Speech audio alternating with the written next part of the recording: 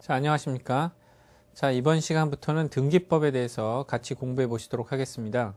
등기법 첫째 시간이 되기 때문에 등기법 총설에 관한 등기의 종류라든지 등기의 의의에 대해서 살펴보도록 하겠습니다.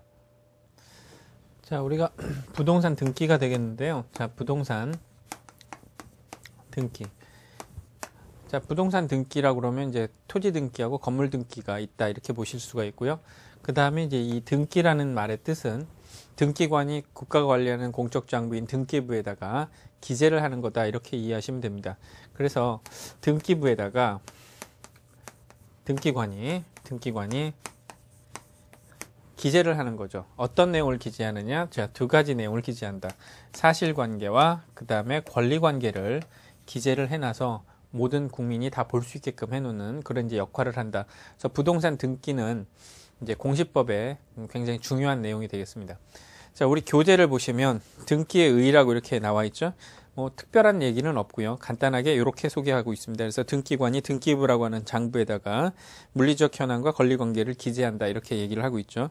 기재를 해야지만 우리나라는 효력을 인정한다 이렇게 얘기를 해서 무슨 주의다? 형식주의다 이렇게 얘기를 합니다.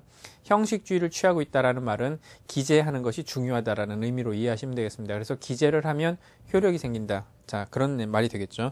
그래서 마지막으로 사실관계와 권리관계를 뭐 하는 것이다? 기재하는 것이다. 자, 기재하는 것이다.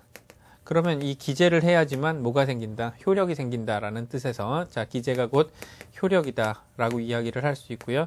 자, 이런 말의 의미는 형식주의라는 뜻으로 이해하시면 되겠습니다. 형식주의.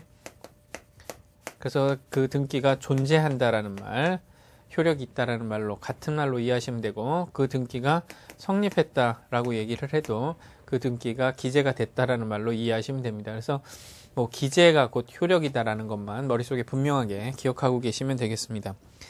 자, 그다음 우리 이제 교재를 보시면 등기의 이제 기능이 나오죠. 자, 등기의 기능 세 가지가 나오는데 첫 번째 효력 발생 요건, 그다음 두 번째 처분 요건, 그다음 세 번째 대항 요건. 첫 번째는 효력 발생 요건이다라고 얘기를 하죠. 자, 등기의 기능이 되겠습니다. 그래서 첫 번째 효력 발생 요건이다라고 얘기를 하는데 자, 효력 발생 요건이라고 하는 것은 무슨 뜻이냐면 성립 요건과 같은 말인데요. 자, 성립 요건과 같은 말인데 우리나라 같은 경우는 보통 이제 민법에서 공부를 하셨겠지만 매매 계약을 하게 되면 부동산에 대해서 소유권이 넘어오는 게 아니죠.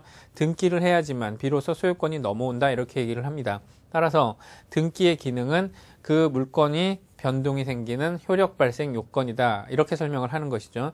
그래서 대부분의 등기들은 전부 다 이처럼 효력 발생 요건으로서의 기능을 한다 그런 말입니다.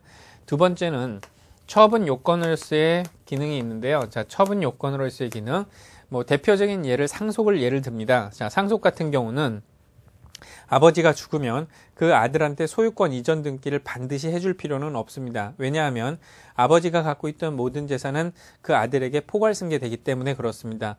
따라서 등기라고 하는 것이 꼭 물권 변동의 효력을 가져오기 위해서만 하는 것은 아니다라는 겁니다.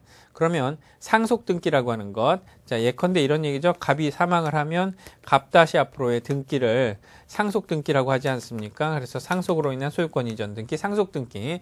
이 상속 등기는 하지 않아도 갑 다시한테 소유권이 넘어오지만 이 갑 다시가 을이라고 하는 사람에게 뭐 하기 위해서 처분하기 위해서는 상속 등기를 거쳐서 해라 이런 말이 되겠습니다. 따라서 등기는 처분하기 위해서 해야 되는 그런 기능을 하는 경우가 있다라는 거죠. 그래서 처분 요건으로서의 등기의 기능이 있고요. 그 다음에 이제 마지막으로 대항 요건으로서의 기능이 있다 이렇게 얘기를 합니다. 대항 요건. 대항 요건으로서의 등기의 기능이라고 하는 것은 우리가 보통 부동산 등기하게 되면 물권 변동, 따라서 물권과 관련된 이제 권리를 이야기를 하는데 예외적으로 이제 물권에 반대되는 채권을 한번 생각해 보시면 임차권이라고 하는 권리는 만약에 채권이라는 거죠. 채권이기 때문에 그 주장할 수 있는 사람이 그 계약 당사자만이 주장이 가능하겠죠. 그런데 계약 당사자 외에 제3자에게도 그 권리를 주장하기 위해서는 등기라고 하는 걸 해놓으면 제3자에게도 그 권리를 주장할 수 있게 되는 것이다라는 겁니다. 따라서 대항할 수 있다라는 의미.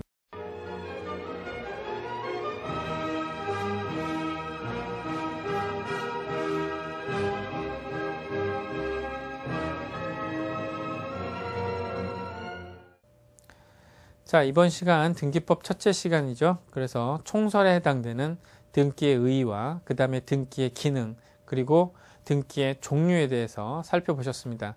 특히 등기의 기능은 잘 기억을 해 두시기 바라겠습니다. 등기의 기능은 효력 발생 요건으로서의 기능을 하는 것과 그 다음에 처분 요건으로서의 기능을 하는 것, 마지막으로 대항 요건으로서의 기능을 하는 세 가지가 있다는 점 기억하시고요.